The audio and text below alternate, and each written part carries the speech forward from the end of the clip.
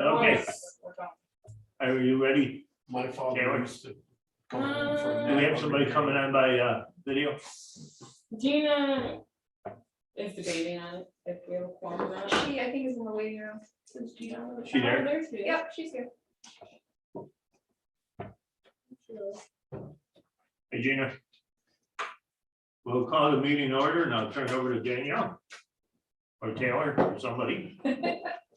So we're here to review the final draft of the EDA application for the sewer district. David Bowtire from CMI Regional Planning Board, our Development Board, not talk today, has been working on this application on behalf of the CCIDA. Initially is working with Tracy.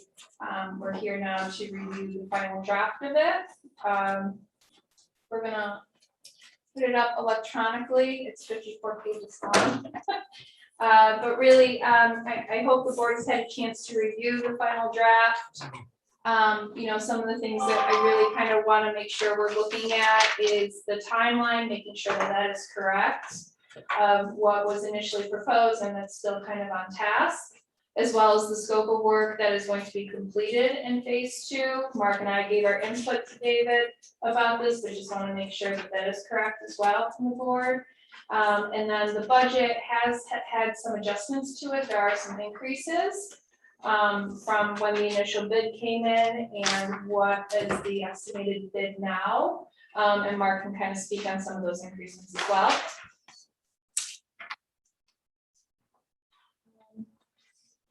Mouse Street, where David's sitting. Yeah. So David, we're gonna give you the mouse so you can kind of scroll through. I think that was the whole idea, was kind of having David here to kind of walk us through the application. And then having the board to be able to ask any general questions to David as we kind of go through this application.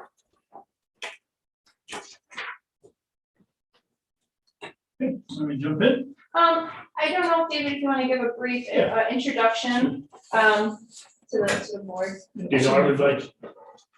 Do you know everybody? I know some of the folks. Okay, Andy Runflush. Andy. John Latsmission. Mark Chambers. Rick Albato, attorney for the IDA. Kurt Marshall. All level. Thanks. So yeah, good to be here this afternoon. Let me just give you a little bit of quick background.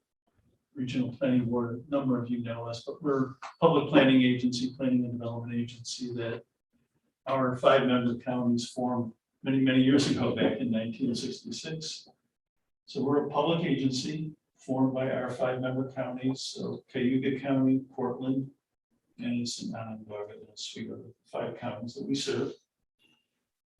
We have a range of programs, some economic development work, which takes in work in this application. An environmental planning program, transportation planning, pretty active energy program. We do some land use comprehensive planning as well. So we're a staff of about 10 people.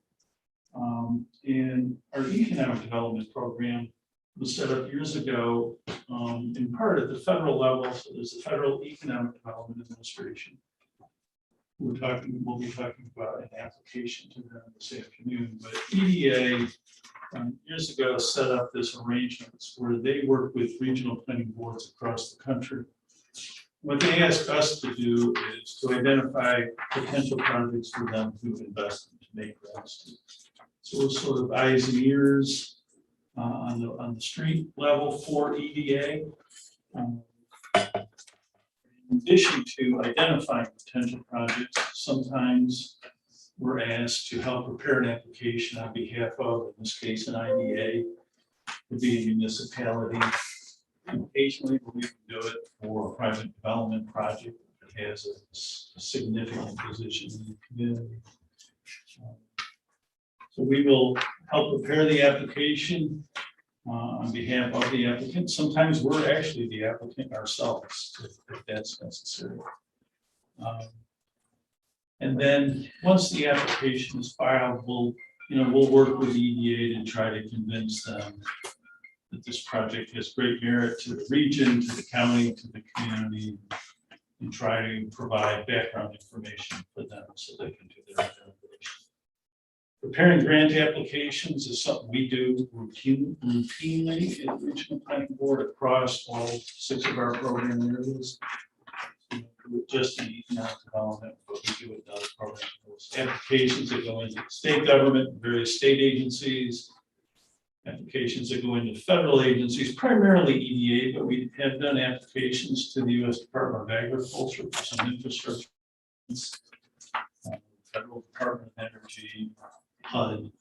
So we're very familiar with the federal application process. As best you can pin it down, every agency has its own rules and criteria, but we're quite familiar. We're certainly very familiar with EPA. We've done numerous applications over the years. I've been with the Regional Planning Board for a long time. Done many applications to EDA. We have a pretty good track record of being successful. Obviously, the competition is very, very keen. So, our batting average, if you're about 25% in this business, you're doing pretty well. And that's about where we land overall. So that's just a quick background with the Regional Planning Board. This particular application, I know you've been hearing about it for months and months at a time. Tracy had reached out to my office, and it's even hard for me to keep track of all the dates, but I know I actually had an EDA official, a gentleman by the name of Ed Hummel. He works out of the EDA Philadelphia regional office. Occasionally, he's in charge of New York State for EDA. We had him, I think it was December of 2019. I think I have the date right. We paid a site visit to CMI, Tracy and I, and then Hummel actually got a tour of the plant. And at the time, the sewer project was beginning to come together. Discussions of the next phase, expansion of CMI, and the CMI was discussing. Mr. Ellis was in our meeting. So that's probably 2019 is when this surfaced on my radar screen. So obviously, a lot of time has gone by. In order to be competitive with EDA, and the project is certainly eligible for funding. There's no question about that. But to be competitive, the project has to be pretty well defined at time of application. So going into 2020, there were a lot of question marks about the project, the nature of the sewer improvements that were necessary. Phase 1 sewer improvement, and then phase 2, which is the forest main. There were some questions about what the actual expansion plans were at the time with CMI, when they were going to implement those plans, when the sewer line was necessary. I'm sure you recall a lot of these conversations that Tracy, I know, had with you as a board. Some market uncertainty for CMI, the whole trade war, the tariff issue impacted their business. So I think if I recall, and it's hard for me to recall all the details without literally going through the file. I think there was some question whether the expansion plan was going to go forward because of the tariff issues that CMI was wrestling with. It kind of takes us through, I think, a good chunk of 2020. COVID hits, another, obviously a huge unknown. So that caused some, obviously the impact on the business community was huge. So this project was kind of just sitting back burner for a while. We get into the latter part of 2020 into 2021, and the project now is taking shape from CMI's perspective and from the IDA's perspective. Go forward with the sewer project. But timing is always, timing is everything. We were trying to position the application to land on EDA's doorstep when they would have money available like this. normally EDA only gets about $350 million a year nationwide. So, that's not much money. And they would typically fund 1 or 2 projects in upstate New York each year. So when the project details were finally finalized on the IDA, I think that puts us, January, February 2021. As 5 months into EDA's fiscal year, EDA was already out of, they already had allocated all of their infrastructure. And we could have submitted the application at that time.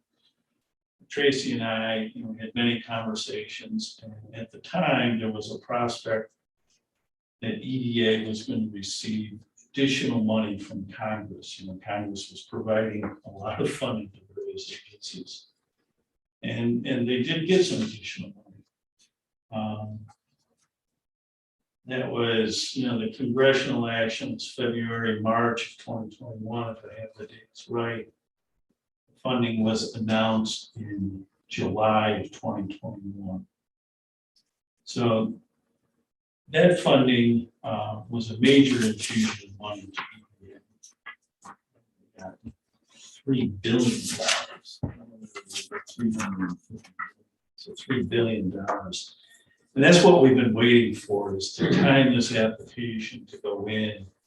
The EDA had this new slug of money, and they had worked out all of the application requirements. So they announced the funding in July of 2021, but they really weren't ready to start receiving applications until October of this year. So that just gives you maybe more detail than you care to wrestle with, but some sense of why time has transpired over the last 2 years. Fast forward, here we are. EDA has the money, the window is open, they're certainly taking applications now.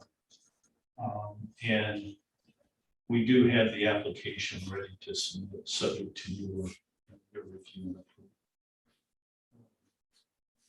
Obviously, there have been some, as you would expect. The original budget I was working with was the Probst Engineering, and that was a 2018 estimate. Bids came in, but over the course of the last, let's say, 3 years, there certainly has been some budget impact, and Mark can certainly talk to that. Why don't I stop here for a second and Mark talk about the budget numbers, and then we can wade through the application. Sure. Yeah, I think that's good. Okay. Yeah, to carry on from Dave's conversation, as everybody knows, Highlander bid on phase 2. The bid came in, round numbers, $830,000 for the work to be done. The pandemic continues, right? Do you have Cost. in front of you when that was bid? What's that? Do you have the date when that was actually bid? and when- February of of 2021. 2021.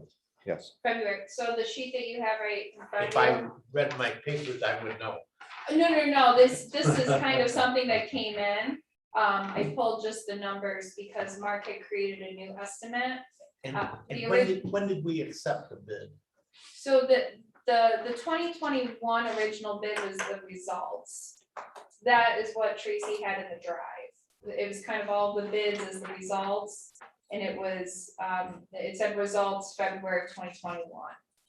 So I'm assuming the selection was made in February. I'm not sure how long the window was for. I'm trying to bids fit Believe it that was. in with your timetable, and it doesn't fit. You approved the budget, the bids, we had a special meeting in March.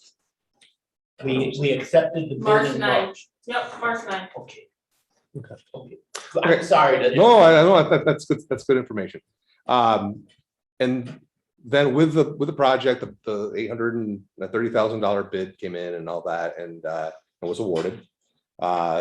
Since then, the project has been, the starting date of this project has been pushed back. I think they were supposed to have the project completed by the end of the summer, if I remember correctly. So things have been, the project start date has been kicked down the road a ways. So with that, already with the prevailing rate end of it comes increased cost of labor. With this whole pandemic situation, materials costs have drastically changed. We're seeing on bids that, we would receive, say, on a typical year, we're seeing them 15 to 20% higher than what they would typically be. So then that then became the concern of, okay, well, maybe we better check this thing a little bit closer, and had, the conversations were already started. The contractor was calling me. I think Tracy as well too. And then they was calling saying, hey, when are we going to get started on this thing? It's going to start impacting costs. It's going to start, materials and all that. And it did. Highlander, I asked them to provide me with, okay, what are the impacts that we're going to see on construction costs due to the situation that we're seeing. And I didn't hear back from them as early as I wanted to, so I generated my own cost estimate, and this is what the one on the this one right here is my cost estimate that I put together. And basically I used a lot of their prices from their bid sheets that they had. Some were, from what we would see typical, were a little bit higher, some a little bit lower, mostly higher, but they bid on them. So that was, if they're going to be holding that number, we can hold them to that number as long as the hasn't changed, say, on materials wise. And in the meantime, after I sent this over to everybody, they did come back and they gave me about a round numbers of about $120,000 increase on materials costs and labor costs as well too, which roughly is about a 10% increase from their bid. So what I did is I still held good with my number that I have. Theirs brings it up to, and you gotta remember too, they're taking a snapshot of where it's at right now. There was a caveat in there saying, hey, Mark, be aware we haven't started yet. There still could be an increased cost on the materials continuing as we move forward. So what I did with my estimate, I said, okay, I was at $1.2 million. They came in at a little bit under $1 million. I think it's like $980,000 increase from their 830 bid. So I wanted to build a cushion in there. I don't want to go, Dave and I talked, we don't want to go back to the well here too many times on this. I think we have one shot at this, right? So what I did is ended up taking a $900,000 round numbers number, which shows their current increase as it is right now. I put a 20% contingent, say, number onto that to raise that number up to roughly $1.2 million. That's where this number was generated from. And that's what we've been seeing. And as long as everything stays, I heard today on the way out here, gas prices may be dropping down, they're projecting. But as far as the number, I feel comfortable with the 1.2 million. And I think it's a good number. Say if there's any unforeseen conditions that happen during the pipe installation, there's enough in there to cover a reasonable type change order. Obviously, if there's something that's drastically different than what we see when they're putting the pipe in the ground out there, that would have to be revisited. But I feel it's a good number. What about the availability of materials? Is that a problem? That is, and I've been getting calls every 3 or 4 days from Highlanders saying, what's the status? What's the status? They want to get ordering the materials as soon as possible because the pumps right now are almost a 4-month lead time right now. So yeah, even so when we do say we're in the early March, April timeframe of getting pumps on site at this point in time. So yes, that definitely has an impact. There's no doubt about that. One good thing is we've got the pipe already, the force main pipe. So it's a good thing. So what is our responsibility under the contract? I mean, there was a delay because we didn't give them a notice to proceed for phase 2, correct? That is true. But it's not our responsibility to order the supplies. So where are we in regard to why is all this our responsibility in your opinion? As far as if the project's being delayed, right, which it has been, Yes. There was no notice to proceed. No notice to proceed, Yeah. right?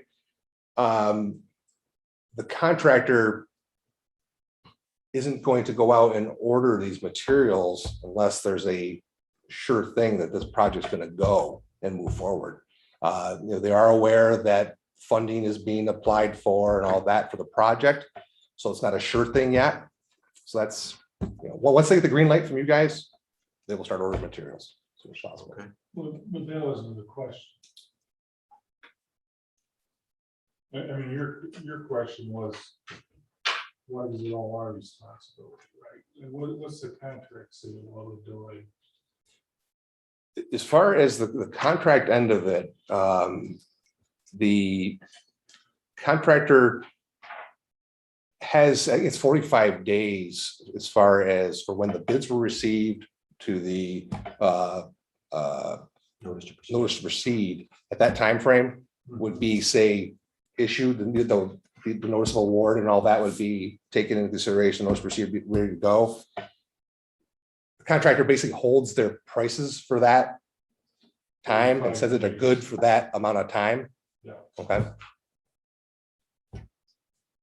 And the alternative for the board would be Rebid. to rebid, right? would it be to pull the If plug? if they're not acceptable, if the That- board is that's not right. accepting these numbers. That's right. With your recommendation, then the alternative would be to rebid it. That's right. That's Possibly. exactly The number from the contractor is really 900 and some thousand. Currently, as You added a. I had a cushion, You added yes. a $200,000 thing onto that. 20,000. What? Oh, I put up almost $300,000 adder from wood. Oh, okay. From what Highlander's number is If you right look at now. the numbers, the contract was 829. Now they're coming back at 927, Right. and then you kicked it up to 1.2. 0.2, exactly. So we're really going from 829 to 1.2, which is Well, I think we're going from 829 Not to even legal. 900 and something. What's that? He's trying to be This is just- safe with this. Legal. not even in here. But Right, yeah. the contractor, Sure. if the money is Which is available. peanuts, but we it's can gonna put be- in, and right, if into it a place comes in somewhere. under Yeah, maybe the 10 amount, grand or we whatever, get max. refunds, Right? No. Don't let me ask you a dumb question. No, it's a good question. So what, everybody here is much smarter than knowing that you're gonna ask a dumb Oh, I question. do that. Oh, sure you do. Certainly. Key question. So the way EDA operates is typical of most federal and state grants. This particular program we're applying to, the grant rate is the federal government will cover 80% of the project cost. And the IDA has to provide the 20%. So you gotta keep 80-20 in mind. You submit your application, we're asking for, whatever we're asking for at this point. Local If share. you're going with the full $1.3 million project that's outlined in the application, EDA will make a grant award of a little over $1 million. So it's 80% of the project cost up to the $1 million of their grant. Actual cost. Actual Yeah. costs, actual. Yeah. If your costs come in less, then the grant amount you get is less. So it's 80% of your project costs. So there's no real bad thing about putting it in at his $1.3 million. That's where, One Mark, point two. yeah, What? Mark and I. 1.2. 1.2, I'm sorry. Actually, the application is at 1.3, I think it is. Yeah, because we got engineering and we got. Yeah, Legal. I thought it was 1.3. That's 1.3, yeah. So let me just, All right, I was looking at these two sheets. there's the budget. Sorry, I can't talk and. Or drive different the- page. 1.321. 1.321. So the strategy, grant work is, getting some strategy. One point that Mark made, you only get one bite at the apple on this. We go in, we make a grant application, here's your cost, and if you come back and say, oh, geez, we underestimated our cost, can you give us more grant money? The answer is no. That's not gonna happen. So you always want to err on the conservative side, make the cost higher. Now, clearly, that impacts the IDA because you have to provide the 20% match. So if your costs, if you're estimating higher than your local match. Again, if the project cost ultimately comes in less Nothing comes in less. than your local match dollar amount. So it always is 80-20 with your cash expenditure. Your answer is there's no reason not to come up with, to present it with a larger number. Exactly. And we're no less apt to get it. Oh, that no, number. no, this is well within their wheelhouse. I've been critical of this process, probably more so than anybody else, because I don't know any. But my belief was when the board decided to go to bid, that we were determined this project had to be done because the milk plant was fairly sure they were going to do this next expansion, and they discussed at one time, which is probably just a threat, that they may take it to Pennsylvania because they needed the sewer in order to do this other. So I think the board decided we were going to do that. We would like to get as much grant money as we could, but regardless of the amount of grant money, we were going to do the project. Therefore, I never got an acceptable reason why the grant wasn't Submitted. submitted sometime when the bid was done. I mean, I think it's very bad business practices to put a project out to bid, accept the bid, and then all of a sudden wait 5 more months to apply for the, but if it's Well, 9 months. if it's gonna come out all right, then I don't have nothing to chew about. Yeah, no, it's, I can certainly address it. It's very straightforward. When you bid the project and got you accepted the bid on March 9th, EDA did not have any money at that point. Yes. But the second thing that was in play, the program, the EDA program, we were going to apply to. It's the same program we'd be applying to with this application. Rules. If we had applied back in March, even if they had money, the grant rate was 50-50. So you were going to be on the hook, even at the lower dollar amount, cost amount, for significantly more money. But that's what's still all this, and whatever, what's done is done. But, you know, we bid it in March, they got funding in April or May or June, and we're still, you know, 9 months later, and we haven't submitted the application, so that's a disappointment. Yeah. It's, But now it's 80-20 compared to 50-50. now it's 80-20. But if it comes out all right, I certainly can live with it, but my point is, we had decided to do the project even if we had to pay 50%, and we had elaborate meetings about how that 50% was going to be divided between the users of the Yeah. project. I mean, we've all gone through the system where we understood we would have to pay at least 50%. Nobody ever explained to me, so I understood why the delay of doing anything went from April or whatever the date was until December. It's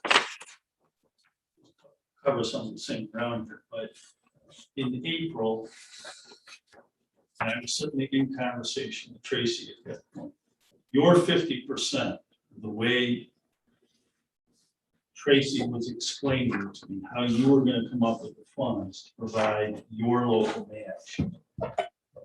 It has made the application more difficult. Yes.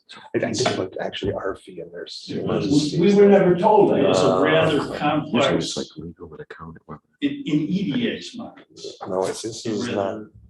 This No. is A more complex financial arrangement than they typically not there, I like. stuck it in there. In the, So in March. we that's could have construction submitted- management observation.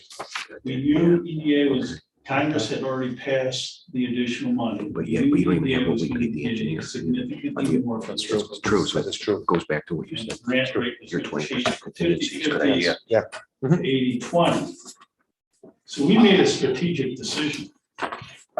Was if we I wait, think we did have a discussion, that she did bring it up. She brought it up, but she brought it up in the context that she had discovered that there was a change in the program and we were getting 80% to the 50%, but it was never a decision. Nobody was ever asked to make a decision or anything. But anyway, I would be tickled to death to make the motion to apply for the grant the way he's written it at the $1,000,000. I'm unhappy with how we as a board could go and bid a project and accept the bid and end up for whatever number of months it is, acting like we're stupid and we don't know what we're doing. Because that's how I think we look. But if this is through your work, if this has resolved itself, why do I need to keep chewing about that? But I'm asking myself, or Okay, but I say I would make, I'm dying to agree with you, just. I would make the motion that. Well, should we look at this? Yeah, let's go through the whole program. Can I ask one other question too? The EDA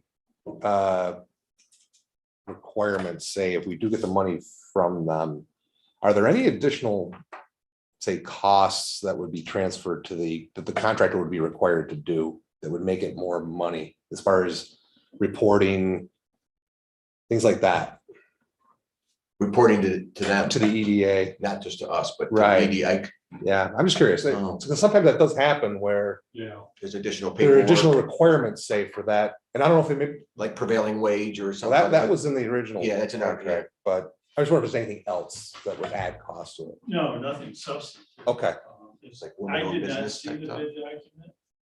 just, Yeah, like women, yeah, I know yeah, with some state grants, you gotta show a certain percentage. certain for women. percentages and all Of the that. subs for Yes. women-owned Yeah. businesses or minority-owned There's no business. MWBE requirement. Okay. So we Okay. do have to pay prevailing wage. Sure. And I know I spoke specifically with Tracy to be sure that the bid documents included those requirements from EPA. Yeah. I never saw the bid documents. I'm assuming that's in. All prevailing rate is part of the contract, yes, and all that, so it's in there. Yeah, so other than that, you Okay. know, is there more paperwork on the contract as part? No, nothing substantive. at all. Good question. So if I can, will or will EDA not allow us to prepay on anything? So if we wanted to pay for something Like today, the pumps. to look a pump, lock in that price, it doesn't keep going. Will EDA allow that, or does it have to be money that will be spent rather than has already been spent? Yeah, so the rule is you can quote incur cost, project eligible cost that would be eligible for EDA reimbursement after the formal date of grant application. So tomorrow. Well, we have to file it and it has to go through an internal, pay you file the application. If you know the game that people could play, you could say, well, here's your 2 pages, I filed the application. Right, okay. You can say, where's the other? Did we not have a meeting where we discussed buying the pipe for this project? And we had acquired a loan with no interest that we could use that money to buy did we not do that? No, I went down the wrong. I Yeah, we did work discuss for buying it. some with Tracy said we- supplies, right? Yeah, I thought Yeah. we probably did not do that because Yeah, Change exactly. order. Yeah. if we purchase it, it might be the grant. Okay, Right. so I don't let me do that. No, that's what we. we had a meeting and decided to borrow the money and do it, but we ended up not doing that. Is that correct? That's correct. We were gonna get money from the county program. Yes. Remember? Correct. Yeah, Steve Lynch and Sue, yeah, Back for away from CETA, that. from CETA. But we ended up not doing that, so we really have not bought any pipe. Right. No, Okay, I just want to make sure. No. that- Okay, I'm trying, we did do that. yes. She looked at, I think we were gonna borrow 300,000 Yeah, Something like that. and I don't know what happened to that, to be honest with you. no, well, then Tracy came back to us and said if. She's afraid it was gonna- bought It was gonna screw up the grant. was screw up the grant money. Which. Sounds like And then she's we right. talked It about- sounds like she's right. Yeah, Exactly. because it's gonna be And I after. think, Dave, you were brought in, So we could consider You were brought in something next later. week's meeting. I Yeah, this think goes it in was- before next week's meeting if you wanted. okay. But I, you know, I If you was wanted to do shocked. a I motion don't, to I don't think you or were, something. you were not wasn't smart involved enough with that we did the at all. applications and stuff. The state application, I got that. Right. Dave, one other question. It's not gonna be we've already gone through the bidding process and all that. That's not gonna be a problem on the application if they see, I don't know the answer to that. Okay. And I don't wanna ask the question. Okay, So I got you. This is grand strategy, we got this thing lined up as best you can. At this point, it's a key question. Mhm. EDA may take the position that the bid is too old. okay.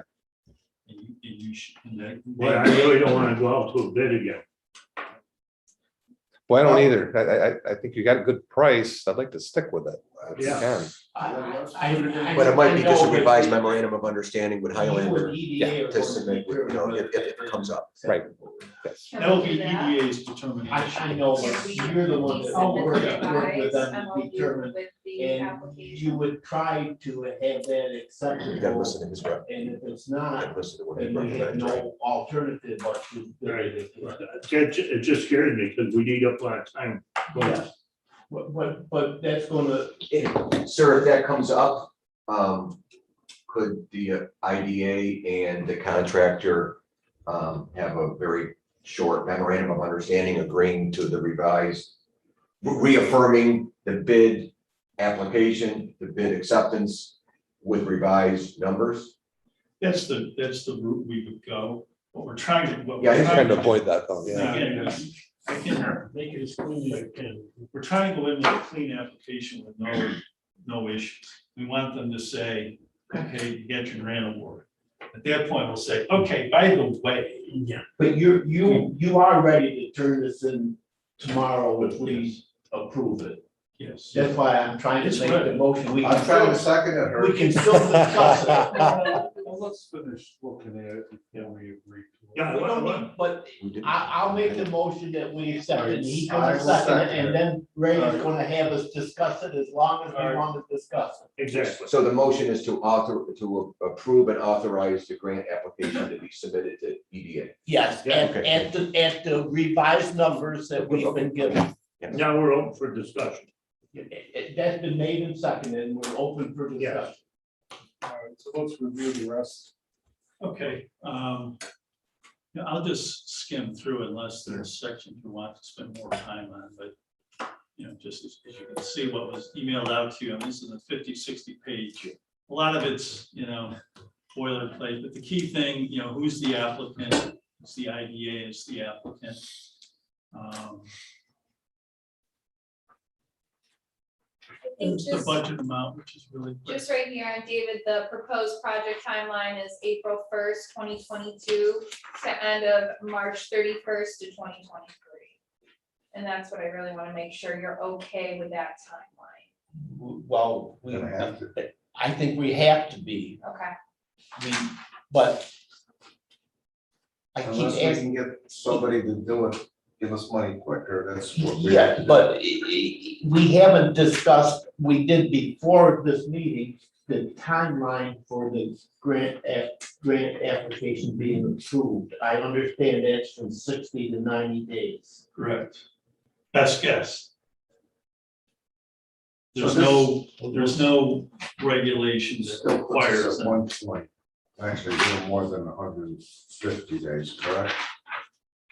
What's going on now, the government, who knows? Four, so it's. You know, if they do a government shutdown, you know. But is my 60 to 90 days a reasonable Yes, guess as to how long? So her timetable of Was it April first? It'd be April 1st of 2022 to March 31st of 2023. That's an acceptable time. Yeah, the one, I think, You put it in there. based on our conversation around, the one change I'd suggest, let's go with the start date of tomorrow, the date we submit, or today, assuming you approve today. I like it. Let's use that as Yes, the start date, I in think case we want to claim expenses. EDA has gotten to be very bureaucratic, and they used to be a very easy. Let's do that you don't mind changing those dates? Well, No, what you So want. David's gonna change the dates. I'll be in Syracuse tomorrow, actually, at Center State, so I can bring a signed copy to you tomorrow. in I just Syracuse. need the signature pages. Oh, that's all you need, fine. And sir, we are having a regular. You gotta call me David. Okay. Maybe you feel Okay, Mr. older. Boca, next Tuesday, we are having a regular monthly IDA meeting. So if you have any additional thoughts, please share them with staff. If about prepaid expense, or about expenses, or about a notice to proceed, or any other ideas you might have from this discussion. We do have a regular meeting on Tuesday. Okay. I am trying to set up a anticipation of approval, so I can call the EDA staff member, first person, Mr. Hummel, looking at this application, trying to set up a call with him this Friday. And I will raise with him this question about the pipe expenses. And this is an EDA regulation, but not federal regulations. Whether they follow their rules or not, I don't know. Sure. they could take the position, I rely on yeah, you. that's a rule. and We we're gotta not brainstorm. gonna I don't want to spy. I think the real. Yeah, I think he feels pretty. What they should say is, yes, you can do that, but you're proceeding at your own risk. So if the grant doesn't But go if we through, don't get the money in they're under no obligation. before we- That's what they're trying to do. Sure. Which makes sense. Sure. So that's, these are the key pages at the front end of the application. It's called the SF 424 form. Who signs the application? I didn't see that in there. Our interim director or our chairman? You authorize Okay, it. thank you. Okay. Did he say something? So again, the IDA as the applicant.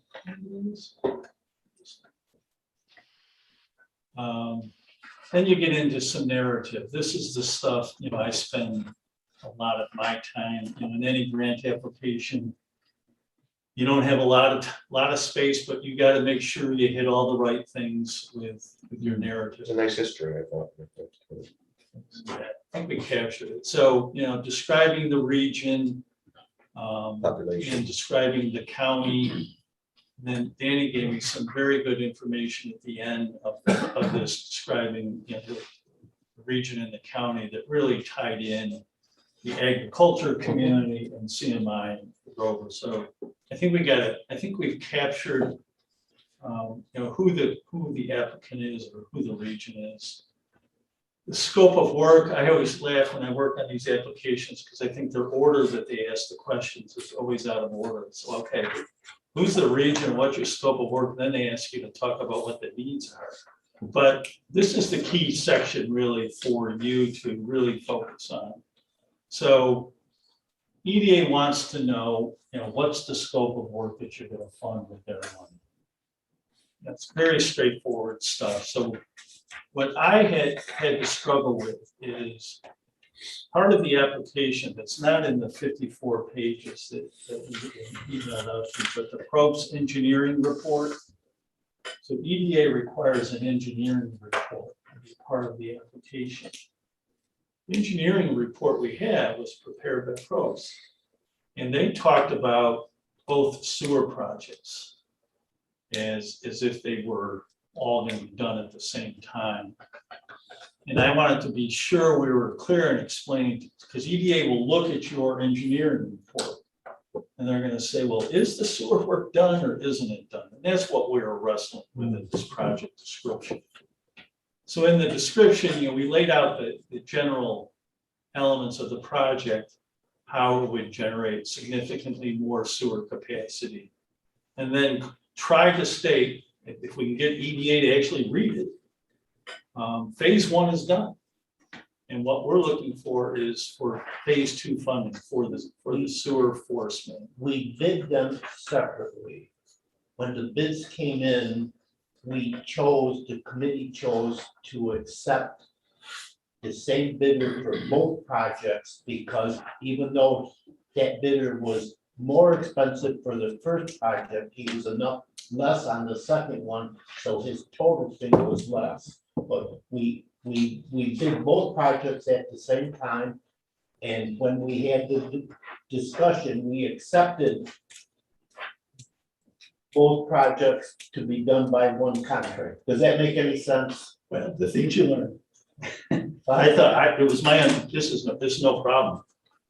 It was my understanding you bid it as one project with 2 No, phases. we did it. That's actually better. We did it as, we Right. did bid it as 2 projects. Yes. And the bids came in differently for both projects, but this bidder was the low bidder if you add the 2 projects together. Yeah, that should actually help. And we did know this guy's work too. That's very helpful, and I think it will help with EDA to Mark's question and ability. You agree that's, I know that's how it was done. I really wasn't involved in the early starts of that, but that's the way the contracts are. I know there's a phase 1 and a phase 2. Right. We bid it out separate. So there's your, basic, EDA scope. We're talking about the sewer force main, reflecting the budget numbers that we're talking about now this afternoon at the 1.321 million. And then, they ask for a little bit of detail that doesn't present well in this budget form or the online form that you have to use, but there's the project.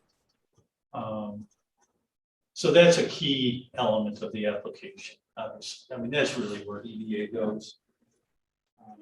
The next section, you got to talk about your economic development needs. These are the kinds of questions that Danny and Taylor and I just get you ahead. What are your economic development needs? We need jobs.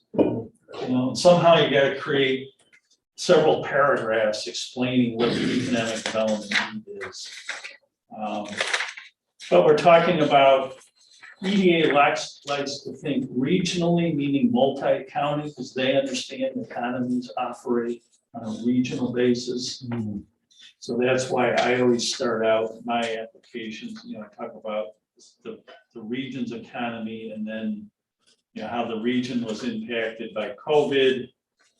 And then obviously region down to the county level, describing the economic development needs here in Cayuga County, and then right down to the census tract level. The census tracts basically on the western side of the city of Auburn and into the town of Aurelius that picks up the business part. And that's all relevant to EDA, how they evaluate the need of the community. So that's all we're presenting there.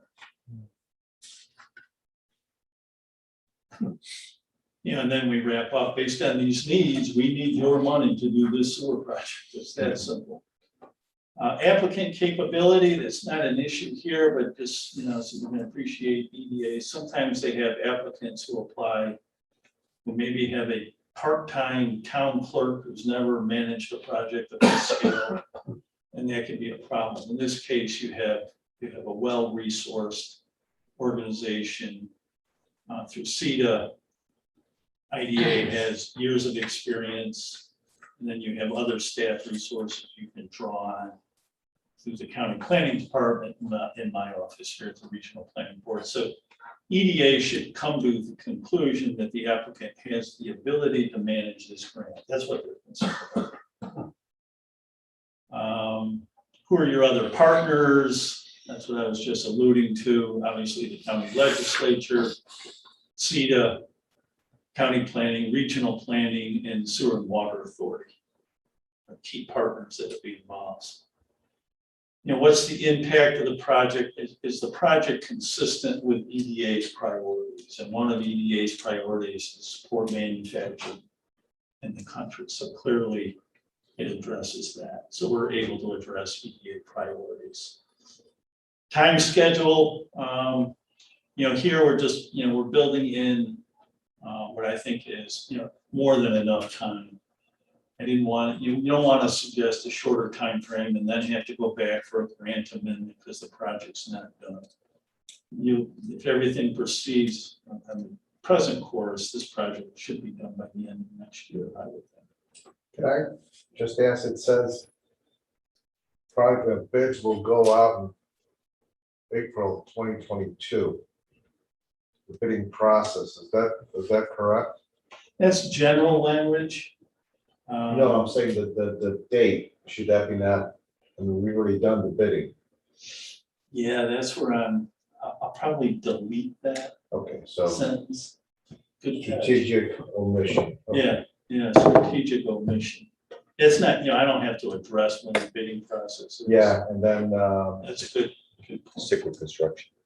yes, Make that construction. change.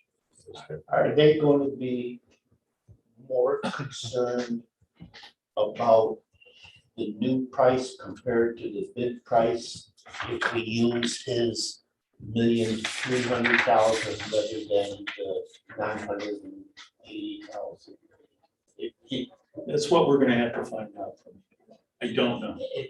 As far as I'm concerned, I would not be uncomfortable using a lesser number if it was going to let us, if they were going to let us accept the bid and meet our timetable. That's a good point. Yeah. Rather than bidding it over again, I think we could sacrifice gambling on that their number would be reasonably close, maybe increase it by an amount, but not the amount that you see what I. Yeah, no, I do. And yeah, there's a schedule that is much more positive as well too. You're ready to roll once the funding's there. Yes, and No, if I was looking at it, I would more question the acceptability of the bid if the new price was from 880,000 to $1 million rather than 880,000 to $1,300,000. Yeah. But that's something you can work out. Yeah, right. That would be the best way to handle it. I know it doesn't give you 100% certainty. Yeah. But there is no such thing. There is no such thing, and keeping us from having to go through the rebidding thing, I think is worth us gambling on the difference in the. We might have to rebid because it might be too low, not because of the price, Well, from what I understand. that is something I certainly don't know anything about, but What you're saying is, and especially since we're getting 80% instead of 50. yes. If we take that top number down a little bit, and we end up having to pay a little more. I think we're still under what we. I think he should know what our concerns are, and he should. Our goal is to get, Our our goal is to get the grant. Is to get the grant, even if it's not. My goal is to get the largest grant amount we can. Right. Right. But That's we Without also jeopardizing the grant. we also have a timetable goal in this too. But okay, So my question would be, so what do we submit? As far, are we submitting the bids or are we No. submitting just this? Just that. Just Right, so they don't know what the bids are. but then it doesn't make it, I Right, so- didn't realize that yeah. was the case. If the only question on the bid is what you said, John, Then we're is the good. timetable, then Yeah. it doesn't make any, but I would just let him use his judgment as to. Well, you're saying submit it, get it approved, and then come back and say prices are, well, of course, everybody knows prices went up and gas and everything Yeah, if the else. worst thing is that if we're successful in getting an 80% grant, $1 million, Right. then you have to rebid it. It's work for Mark, it's work for the contractor, you've created some level of uncertainty for the contractor, but. It's got to Well, if we're 80% instead of 50%. 50%, even if we end up 300,000. 100,000 short or something, we're still way ahead, right? That's what Tracy and I, when we were wrestling with this, it's such a significant difference in funding. Yeah. And they got money in their pockets. Right. That's what delayed. That was why the delay was in the compliance, because she explained it to us. That do we want to go for 50 or do we want to go for 80? Yeah, we're gonna go 80. And remember, the 50, that money was, so Wasn't to there. stay in the weeds, so that, you know, the federal fiscal year, October 20. October of 2020 through September of 2021. The money they got in October was gone by the end of it. So we would be applying now, you know, in anticipation of their new allocation that they should be getting. So, Well, it's passed anyway. Yeah. Okay. So B7, you got a note to strike out that sentence? Okay, great. I'm making notes in here to Okay. send to Dave and Okay. but I just want to confirm you are going to delete that sentence. Okay. I'm surprised it only went up what it did. I just paid $11 for a 2x4 treated, 2x4 by 8 tree stick. Should have a farmer rate for. We just bought a curtain door, $2,700. Now I bet a year ago it would have been half of that. The estimate from the contractor is very, very, very Yeah. good Yeah. of what he thinks it's going to. was, Yeah, as far as setting numbers, I'm glad I've got the contractor's numbers already. Yeah. And that he's backing them up and saying, okay, they're currently good right now. That's good insurance for me. I agree with Paul, though. My uncertainty is the availability of this stuff. I mean, Do you want us to lock the door? No. No, okay. if you don't want to. You can't. Lock it Public in and meeting. sleep it over. okay, let me just quickly go through, shouldn't be so quickly. Those are pointing out some good, edits. Then there's an economic impact in terms of, this is where the company, do you have a company that's gonna benefit? So we talked about, you know, CMI's project and the number of jobs, and that's very relevant. And that helps make the application much more competitive. So that's where they want you. Who's gonna benefit from this federal investment? The primary beneficiary will be Kitty. Now, obviously, the IDA and your ability to attract additional tenants into the park, hopefully. How about the input from the farmers and the number of farmers and That's reference, yeah, we were, you Yeah, that's in did there. a really good job giving me that information. And that will help, Paul. It absolutely Yeah, will help. that's, So we're helping the manufacturing sector, but obviously also helping the agriculture sector. We reference that in the narrative. And I'll certainly be pointing that out verbally with you every time. You know, the biggest challenge with these applications, Dan can appreciate this, you spend a ton of time crafting the narrative just right. Whether they take the time to read your narrative, pick or hit or miss. So there's a sales sort of pitch, you know, where I will be talking with their staff, pointing out key elements of the application. This is the local match. This is certainly very important. So you have the grant from the state. The grant amount was larger than this. This is the balance of funds left in that grant after phase one. And then we're showing the additional money coming from the IDA. And that's key to the application. And we will have letters from the IDA committing these funds to this project. Referenced in the application. Eligibility is again just how is the region, the county eligible? In this particular program, there's sort of blanket eligibility for this program because of COVID. So this is less troublesome than it normally is.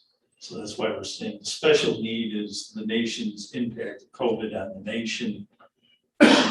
Basically, all communities eligible to apply for this particular grant program. You know, staffing information. We're not asking for any money to cover staff, so we didn't have to get into details of that. We explained the applicant's capability.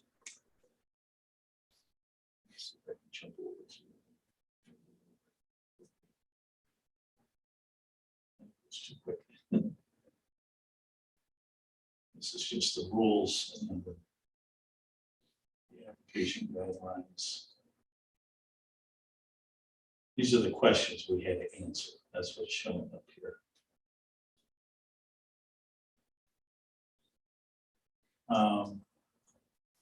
So here's the grant award from the state. It was awarded obviously back in 2018, so this will be in the application. This is just these are distress criteria data that comes right off of a federal website, Stats America. It generates these numbers. EDA always looks to that. So that's in the application. Then there's some certifications. This is with your approval of the application, authorizing the submitting. There's some certification forms that are basically saying you will comply, you, the IDA, will comply with federal rules and regulations, civil rights, environmental, all of the standard boilerplate. That's what's being covered here. And clearly, I mean, you will have, this is an obligation of the IDA.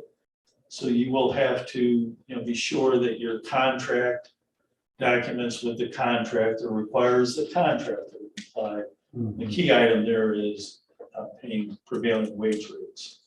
And, you will have to monitor that. Be sure that your contractor is in fact paying prevailing wage rates. That's it's not an item you want to overlook. Some contract, I don't know high number at all. And with each pay application, I know on phase one, they submitted certified payrolls with that. So that was, I was gonna, they'll continue that on phase two, I'm sure. So. If that's something you're concerned about, who's gonna do that? He's gonna do certified payrolls. We also do what they call wage rate interviews. We'll go up to a pipe labor or whatever and give them this form to fill out and tell us what they're making per hour.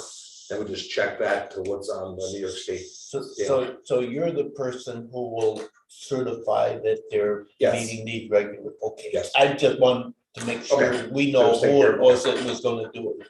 Yes. Yeah, and the way it typically sets up, there's forms that you would be submitting to EDA to draw down funds. So as there's progress payment request from your contractor, that comes in, your consulting engineer will certify that percentage of the work is completed. So that's a signature. Then they will sign off on the payroll side as well. And that goes to Danny, and I'll probably be available to help you when you submit the claim to EDA. So it's very straightforward. This isn't rocket science, but sometimes applicants, they want to get by without an engineering, a consulting engineer. This is a big project. This isn't Right. so you have this set up very well, and CMS has plenty of experience with this. The rest of this is the reference to the engineering report, the preliminary engineering report. So what will be in the application is Probe's original engineering report, and then it was updated to March of 2021. So that's what will be in this application. And that's just EDA. They want to be sure that you had some technical eyes on this project, and what you're proposing is in fact doable and doable for the price you're indicating. What EDA's concern is, and they have plenty of experience, the horror stories where you get halfway into the project and the applicant says, oh man, it wasn't 4,200 linear feet, it was 6,500 linear feet. How did we make that mistake? Geez, can you give us more money? There will be a condition in EDA's grant award that you are obligated financially to complete this project once they disperse money. If for some reason this thing blows up and you've drawn down EDA funds, you will have to repay those funds to EDA if you don't complete the project. You do know, when we did the bid on this, somebody had the wrong number of feet. Just, I didn't know that. just exactly the instance that you're bringing up, they had to, and so we had to go back to the engineer and the contractor and decide who made the mistake and why they made a mistake and come up with the right number of feet. But EDA, they're not concerned about, they are concerned about fraud, but their biggest concern is if they invest money in a project, they want to know it's going to be completed. Well, sure. They don't want, hundreds of projects around the country that are never finished. So that's what they're trying to guard against. So that's where the engineering report is important. To have a competitive application, you need this preliminary engineering. And fortunately, you have it.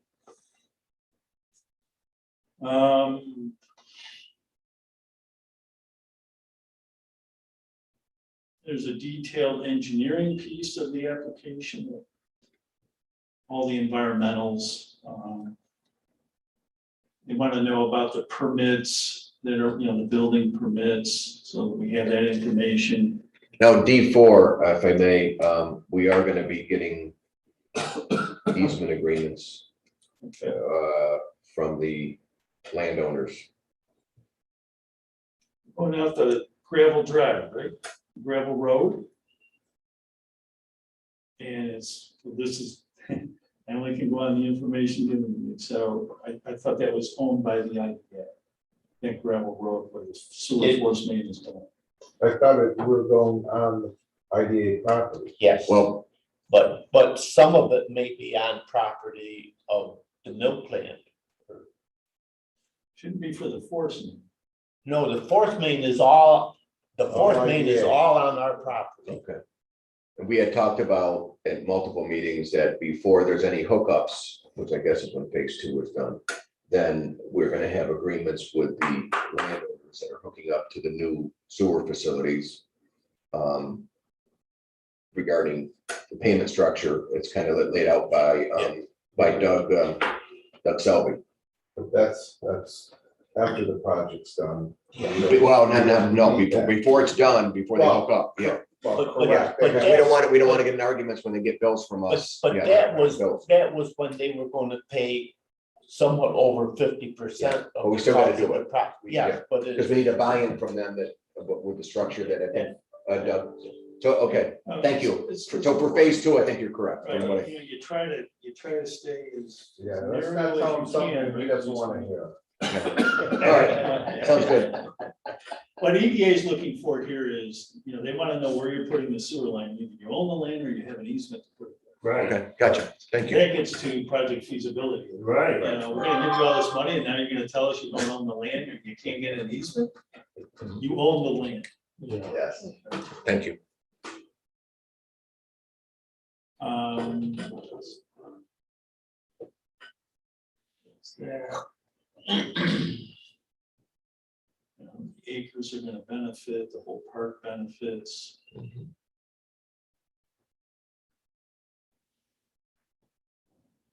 We got historic preservation, the SHPO review from the state is complete. There's a letter from SHPO in the application for that.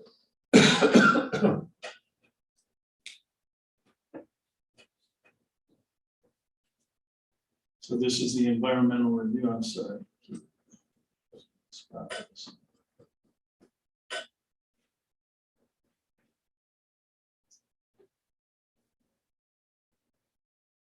You have to describe, any environmental, what's the environment? So this is, it's an existing business park. There's no wetlands. There's no floodplain. There's no historic SHPO. So we have all of that information summarized in the environmental report with photographs of the site, all of the aerial photography documenting this is not impacting in a negative way the environment. So that's will also be part of the application.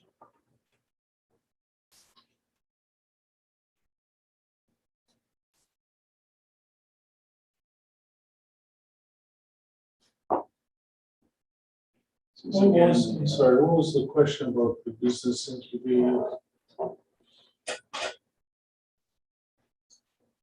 What was that? What did you say? It was asking if there was gonna be any construction towards a accelerator, incubator, and commercialized space, that it was asking if there's any impact, on it, if any of the construction.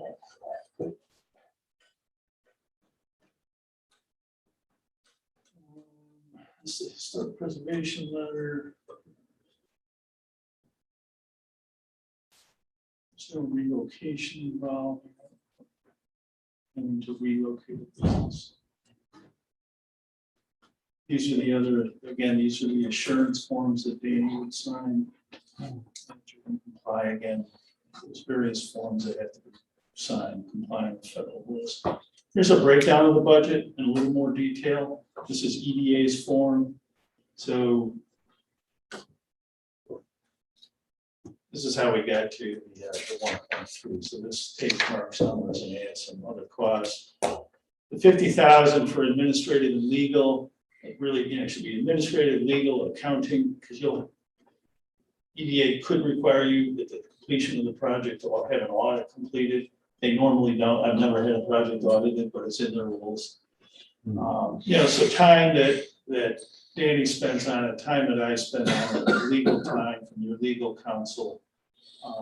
We got $50,000 plugged in there. It's kind of a plug number, but I think that's more than adequate.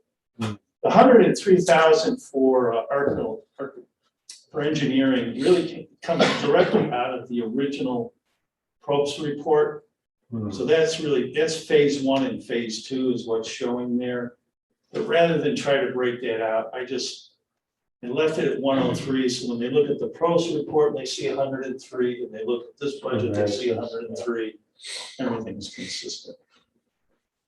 This is the new number on the construction side at 107. And Mark, what I did, I wanted for them to look at your schedule and see the 1.1 million.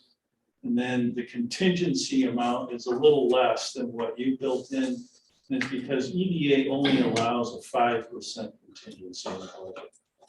And that's how we get to the 1 through 2. As long as that number is higher than mine, I like it. Right.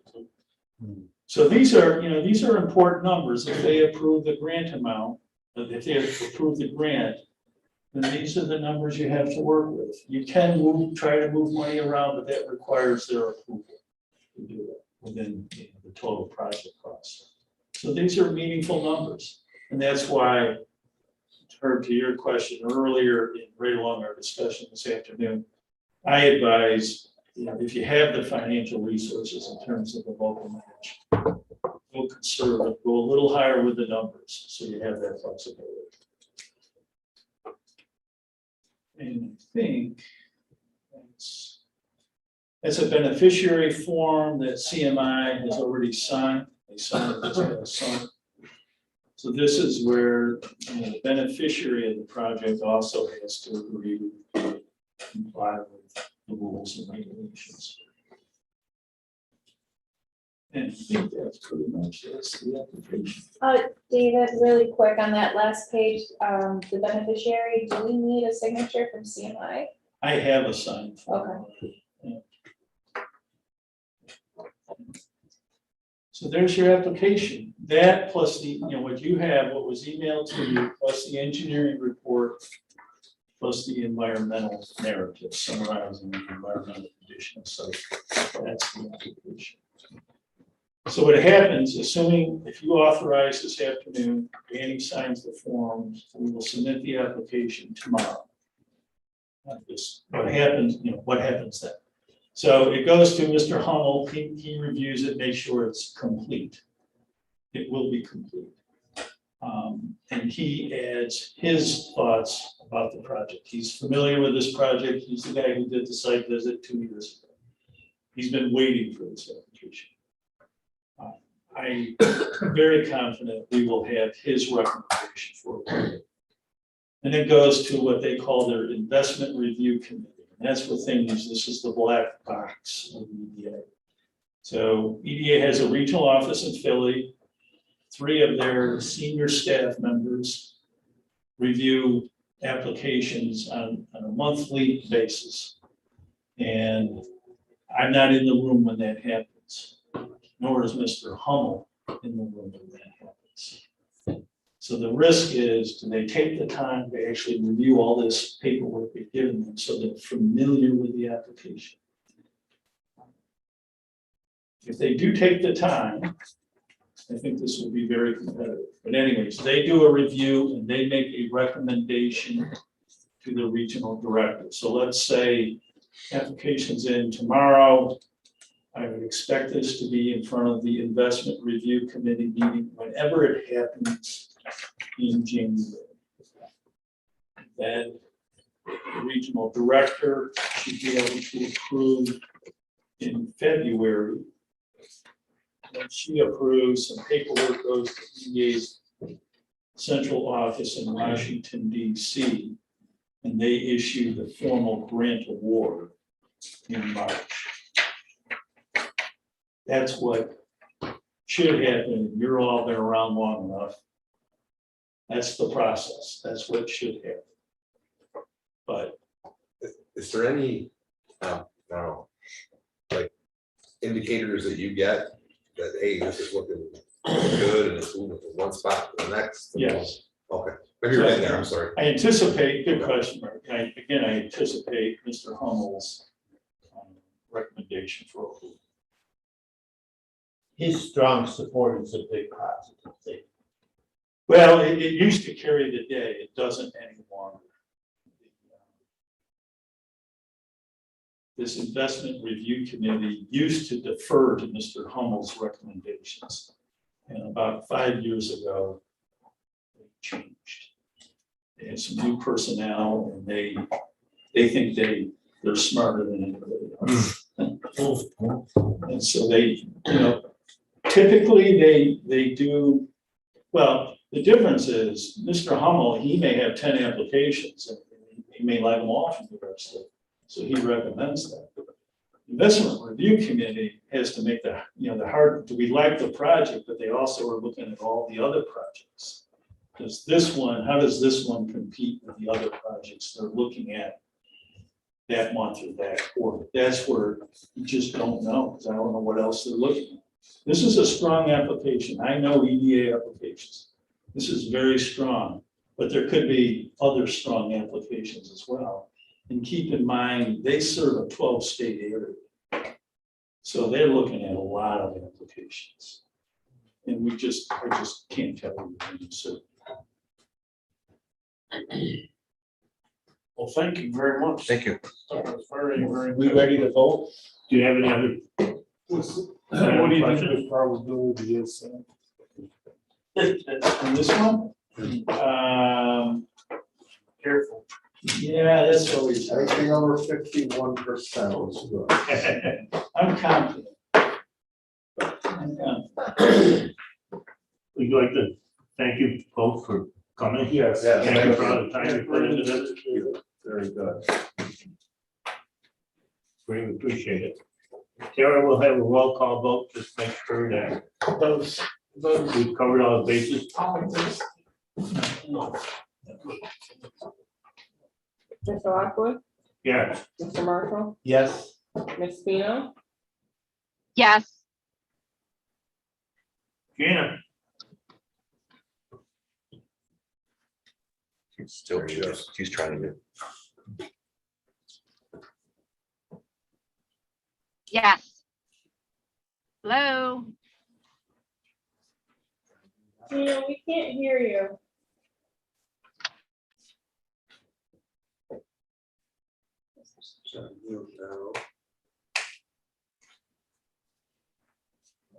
It's the volume.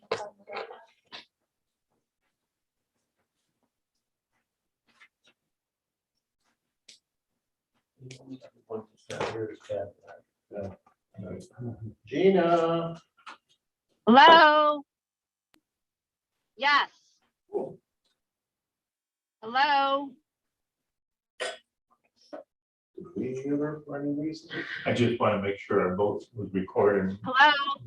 right, that they look at it. Gina, can you try it one more time? Hello?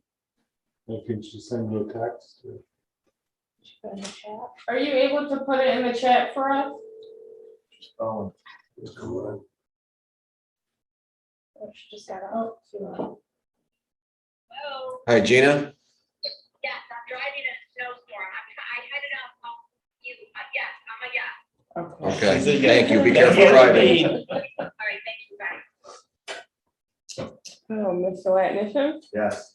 Mr. Vitale, Mr. Radcliffe, Yes. Mr. Lattimore. Yes. Okay. All that are here in person have voted. Those on Zoom have voted in favor. And there is one member absent. It's approved. Thank you very again. I think you adjourned till Tuesday. Second. All in favor? Thank you. I'm gonna take your hard copy back.